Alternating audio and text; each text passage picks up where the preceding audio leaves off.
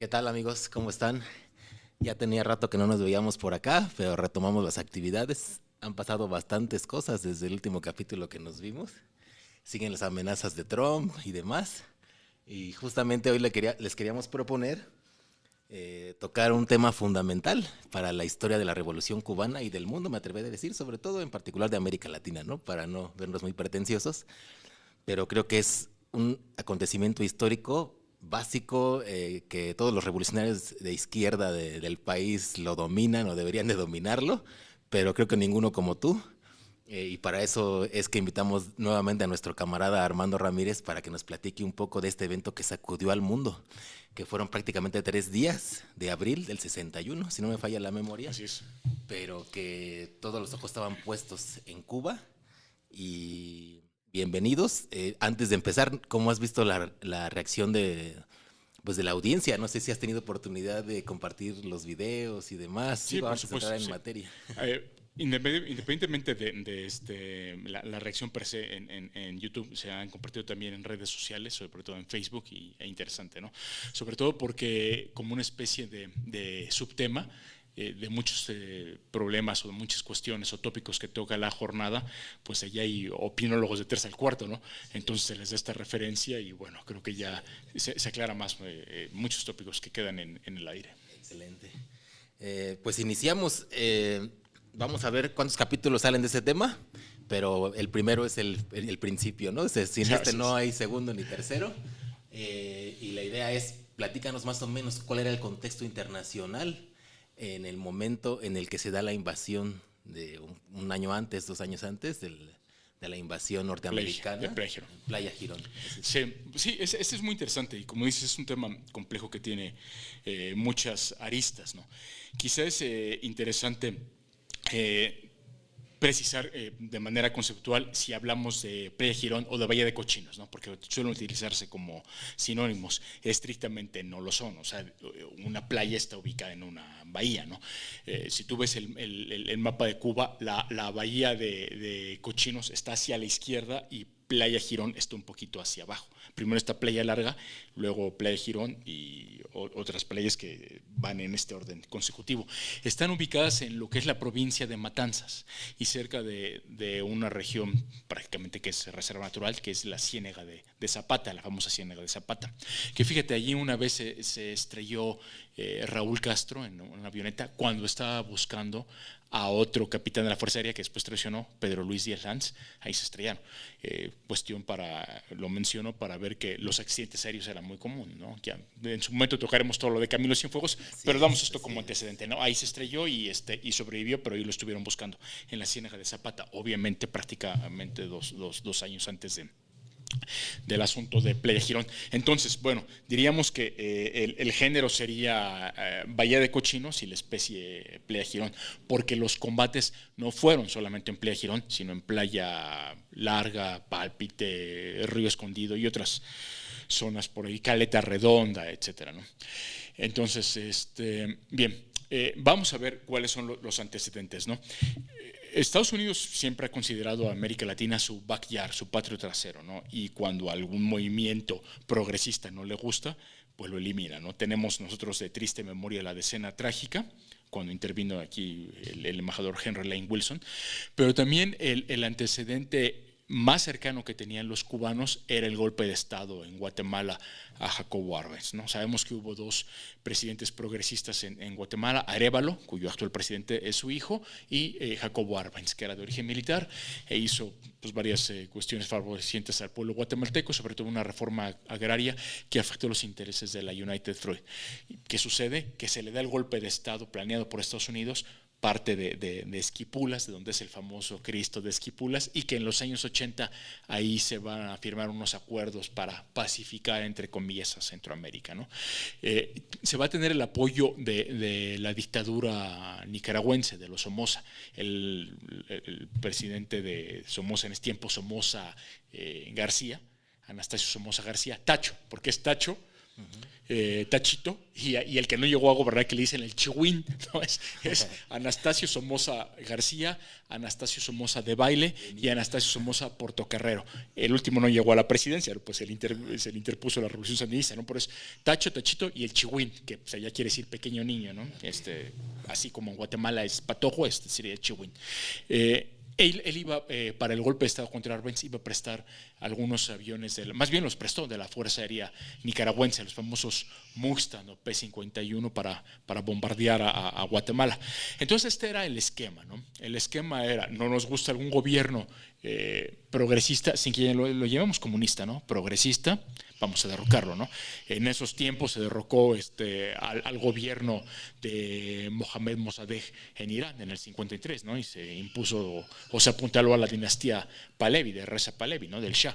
Entonces, este esquema lo tenían los norteamericanos prácticamente en sus genes, y uno de los que había implementado el golpe de Estado contra Arbenz también estaba acá dirigiendo la CIA, ¿no? Eran los hermanos John Foster Dulles y Allen Dulles, uno secretario de Estado y otro el director de la CIA, ¿no? Entonces ya tenía el Che Guevara, ¿no? El Che Guevara estuvo en Guatemala, le tocó esa cuestión, ¿no? Por eso dice, cuando encuentra aquí a Fidel en México, dice, después de mis correrías por Latinoamérica y del remate de Guatemala, era poco lo que había que convencerme. Y había otros cuadros, ¿no? Estuvo por ahí Ñico López, que es el que le va a poner el apodo del Che al Che y que se va a reencontrar con la K. Estuvo uno muy importante que venía de las filas o muy relacionado con el Partido Socialista Popular, Jorge Rizquez Valdez Saldaña, que en la revolución se va a integrar a la columna de Raúl Castro y va a tener un papel preponderante en Angola.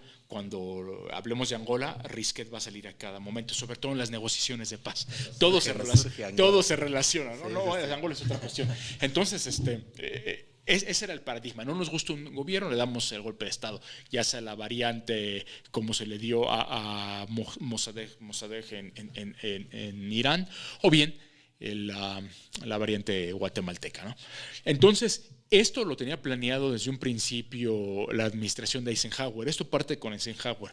Prácticamente cuando Fidel Castro visita a Eisenhower, que no lo recibió Eisenhower, sino lo recibió el vicepresidente, que era Nixon. Eisenhower se fue a jugar golf. Fue cuando se planeó esta cuestión, cuando dicen, le hace el informe Nixon a Eisenhower, dice, es comunista, no se puede negociar con él y hay que derrocarlo. Pues manos a la obra, ¿no?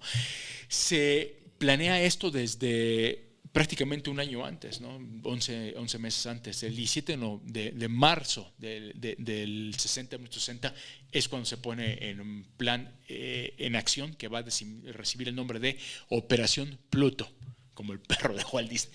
Sí, los gringos son únicos para poner nombres, entonces lo ha llamado Operación Pluto, ¿no? Derrocar a Fidel con este tipo de invasión. Tenía poquito la revolución, ¿no? Muy poco, 59 pues 59 y ya pues, querían derribarla, ¿no? Ya se habían estado gestando bastantes cuestiones económicas, golpeteo de sabotajes, etcétera, ¿no? Incendio de cañaverales, bombardeo de aeropuertos con contrarrevolucionarios, etcétera, ¿no? Pero esto ya era la idea de derrocarla con una fuerza no guerrillera, como había sido la del Escambray, guerrillera contrarrevolucionaria, lo que en Cuba llaman bandidos. Cuando en Cuba escuchemos bandidos, siempre son guerrilleros contrarrevolucionarios, como los contras de Nicaragua o los cuachas de la UNITA en Angola, etcétera. Entonces son bandidos. O los muyellines de Afganistán, que algunos después van a derivar en talibanes, en Cuba se les llaman bandidos. Y la lucha contra el bandidaje es la lucha contra los contrarrevolucionarios. Por eso las siglas LSB, lucha contra bandidos. Si no les dan tampoco este estatus o resistencia, no, bandidos. Y pues son lo que son, ¿no? A final de cuentas. Entonces, ya había habido, sobre todo en la Sierra del Escambray, aunque el bandidaje abarcó de este a oeste, de punta a punta de Cuba, el bandidaje abarcó prácticamente todas las regiones, pero fue muy fuerte en la zona central de Cuba, en la Sierra de Escambray, cercana a Bahía de Cochinos. Muchos planeaban, o más bien era la idea, de que una vez que se estableciera también una cabeza de playa, aparte de pedir ayuda a Estados Unidos para que reconociera un gobierno provisional, si algo fracasaba, marcharan a la Sierra de Escambray a unirse con los reductos de los bandidos, de los contrarrevolucionarios. Esa era también una opción, ¿no? Entonces, Y la lucha contra bandidos va a durar prácticamente desde el 59 hasta el 65. Va a haber 3 etapas grandes, diferentes operaciones, dirigido por diferentes comandantes. Yo creo que también eso puede dar para un tema muy interesante, bastante interesante. Sí. Entonces, bueno, ese era el esquema, la invasión. Y aquí hay una cuestión que hay de desmitificar, porque en las redes sociales hay muchos cubanos, de los que llevamos gusanos, que dicen, no hubo norteamericanos, o como ellos dicen, no hubo americanos, fueron puros cubanos, no, para nada, fue plan gringo, financiamiento gringo, muchos eran pilotos gringos, tripulación de los barcos gringos, o sea... Incluso les dieron apoyo logístico. Sí, y por al supuesto, final económico, todo, ¿no? sí. Pero entonces vamos a ir dando datos, ¿no? O sea, el jefe de la operación era un norteamericano, era un militar de alto rango del cuerpo de marines que se llamaba Jack Hawkins, como Jack el Destripador, ¿no? Jack Hawkins, y le decían el seudónimo de Frank. Él es el que va a tener a su cargo toda la operación, obviamente coordinada con la CIA y con el Pentágono, porque había también desavenencias, sobre todo logísticas y militares entre el Pentágono y la CIA. Es una operación que sobre todo se la van a dejar a la CIA, con elementos que vienen del Pentágono y también con mercenarios, pero sobre todo va a ser la CIA esta operación. Y militar fue el encargado de llevarla a cabo. Jack Hawkins, que le llamaban Frank. ¿Dónde se iban a entrenar? Aquí era una cuestión. Entonces, bueno, pues a Estados Unidos le gusta... ocultar las pruebas del delito. Parte iba a ser en Everglades, pero decían, quizá es muy llamativo, ¿no? Entonces dicen, vamos a buscar otra zona, quizá alguna en Puerto Rico, pero decían, las zonas ideales son Guatemala y Nicaragua. Los tanquistas, porque va a haber tanquistas de esta brigada mercenaria que se va a llamar 2506, sí se entrenaron en Texas, la mayoría en Texas. Pero los militares... vamos, pues el grueso de la tropa, casi 1,500, van a recibir entrenamiento sobre todo en Guatemala, en una finca que se llama El Betia, cerca de los departamentos de Retaluló y Quetzaltenango, en fin, por ahí van a estar concentrados. Y uno de los copropietarios de esa finca es el embajador guatemalteco en Estados Unidos, que cuando comienza todo el problema diplomático y el canciller cubano Raúl Roa denuncia que se está entrenando en Guatemala, caradura dice, no hay ningún entrenamiento, es difamación, se estaba entrenando en tu finca incluso, o sea, no solo en tu país, sino en tu finca, o sea, caraduras estos sujetos. Entonces, bueno, esta operación Pluto primero tuvo una suboperación que se llamar Operación Trinidad, porque se quería hacer un desembarco marino y aéreo en la región de Trinidad, se va a abortar. No se consolida. Pero entonces sí ya les llegan a los cubanos bastantes noticias de que hay entrenamiento en Guatemala y en Nicaragua. Y les llegan también por patriotas y revolucionarios guatemaltecos. Lo que después va a ser la URNG, algunos exguerrilleros, algunos que Raúl Castro los conocía desde antes del Moncada, porque había viajado con ellos al Festival de la Juventud en Bucarest, les llega el pitazo, es decir, aquí están entrenando estos tipos. Y un militar que también se va a rebelar contra la oligarquía y la dictadura de Manuel Idígoras, el presidente de Guatemala, que va a seguir después del golpe de Castillo Armas, ya derrocado Arbenz, muy famoso, que se va a llamar Marco Antonio John Sosa, también de ahí les viene el pitazo de aquí están entrenando cubanos, exiliados, gusanos, para invadir. Lo mismo también de nicaragüenses, reciben el pitazo de patriotas nicaragüenses, es decir, aquí se están entrenando. Sí. Porque uno de ellos, uno que se llama Carlos Ulloa, que lo van a becar, un piloto nicaragüense para estudiar en Inglaterra, se presenta ante Camilo Cienfuegos y se ofrece para su servicio a la revolución. Y Camilo lo manda a la Fuerza Aérea. Él va a morir en los combates de Playa Girón. Va a ser de la Fuerza Aérea y su Sea Fury va a ser derribado por un avión de los gusanos, un avión también gringo gusano, porque no se distinguía, ¿no? Era tripulación a veces mixta.